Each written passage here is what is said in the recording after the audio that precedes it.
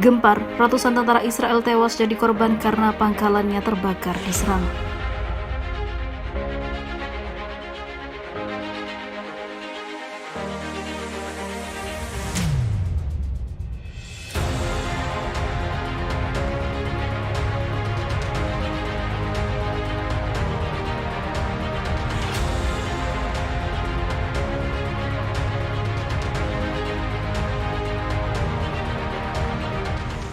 Tak tertolong, itulah kalimat yang dapat diungkapkan pada nasib malang yang terjadi pada ratusan tentara Zionis yang tengah bertugas di salah satu pangkalan terbesar di Israel.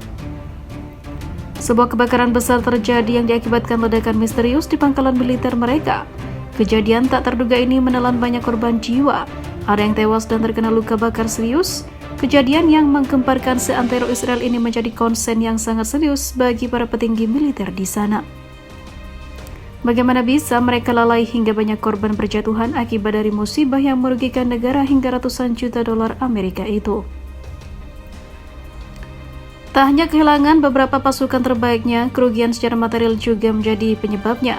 Mereka kehilangan banyak senjata canggih yang baru saja dipasok dan juga kehilangan pangkalan yang menjadi tempat peristirahatan bagi para anggota yang tengah melakukan latihan bahkan operasi tertentu.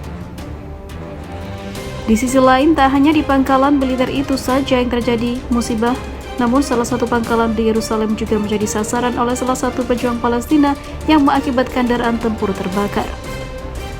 Pangkalan militer Israel di dekat Yerusalem mengalami kebakaran pada Rabu malam. Diduga kebakaran dipicu bom Molotov yang dilemparkan orang tak dikenal. Menurut surat kabar Yediot Ahronot, bom api menyebabkan beberapa kendaraan militer terbakar di sebuah pangkalan militer dekat daerah Atarot di Yerusalem Utara. Serangan pembakaran menyebabkan kerusakan besar pada kendaraan, pengerusakan dan kejahatan yang dilakukan Israel terhadap warga Palestina, properti dan tempat-tempat suci di Yerusalem dan sekitarnya. Dipandang sebagai alasan utama yang memprovokasi tindakan pembalasan oleh pemuda Palestina atau operasi perlawanan.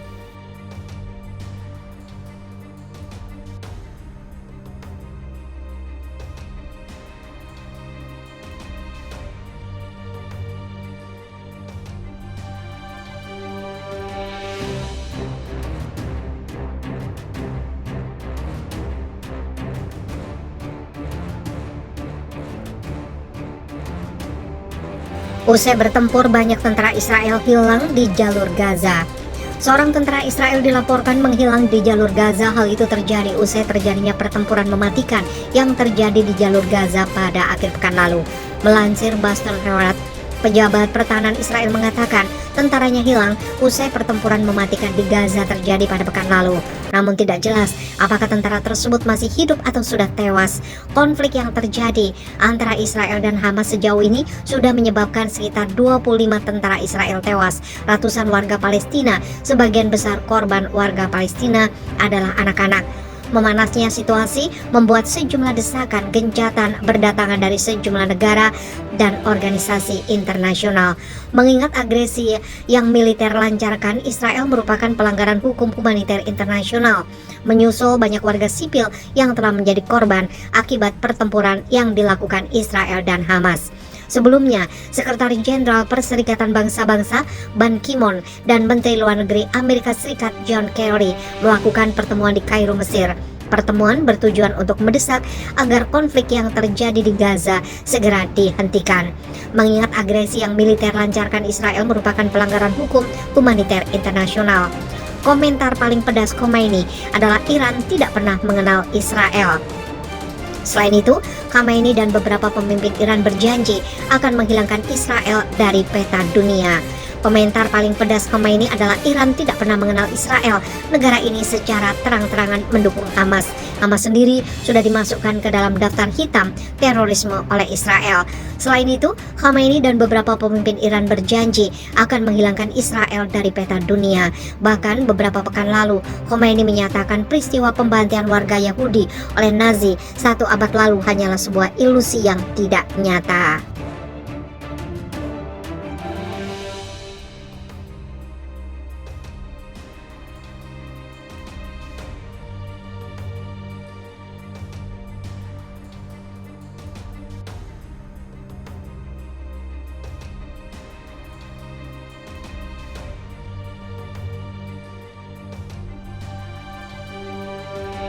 Baku tempur tentara Israel versus pasukan Palestina, 70% pasukan Zionis kalah.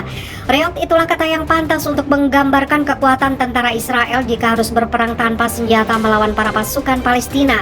Ternyata mental mereka tidak siap dan bahkan mereka tidak menguasai apapun dalam perang kecuali dengan senjata. Adu 1 lawan 1 pun jadi keok. Sekali bogem mentah dari pasukan Palestina bikin tentara Israel terkapar di tanah tidak berdaya.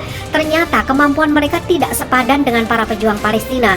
Baku tempur ini bikin malu ribuan tentara Israel yang katanya terlatih, namun nyatanya 70% harus bertekuk lutut meminta ampun. Baku tempur sengit tentara Israel versus pasukan Palestina berlangsung dramatis. Siapa sangka pasukan Palestina membuat para tentara yang katanya hebat jadi skakmat. Sementara itu Komandan Israel mengatakan jika tentaranya sekarang bisa menggunakan drone tidak hanya untuk fungsi defensif dan intelijen, tapi juga untuk melakukan serangan jika orang-orang bersenjata diidentifikasi sebagai ancaman yang akan segera terjadi pada pasukan mereka. Perintah itu datang ketika pasukan keamanan Israel mengalami peningkatan yang signifikan dalam serangan penembakan dan tembakan besar-besaran selama serangan penangkapan, khususnya di kota Jenin dan Nablus di tepi barat utara. Diyakini bahwa perintah itu diberikan ketika kekerasan terus berlanjut mengancam untuk menyeret Israel ke dalam operasi yang lebih luas. Pada tahun 2022, IDF sudah mempertimbangkan pembenahan strategi pertahanannya di tepi barat setelah kematian perwira Yamam berusia 47 tahun, Sersan Mai Nomras, yang dihabisi oleh orang bersenjata Palestina saat pasukan sedang melakukan serangan di Jenin. Menurut sebuah laporan di Haaretz, militer sedang mempertimbangkan untuk menggunakan helikopter, bahkan memperkenalkan unit pesawat tidak berawak khusus untuk mengamankan pasukan kelompok selama operasi. Nah, terbukti jika tentara Israel hanya mengandalkan senjata pantas saja besar kepala.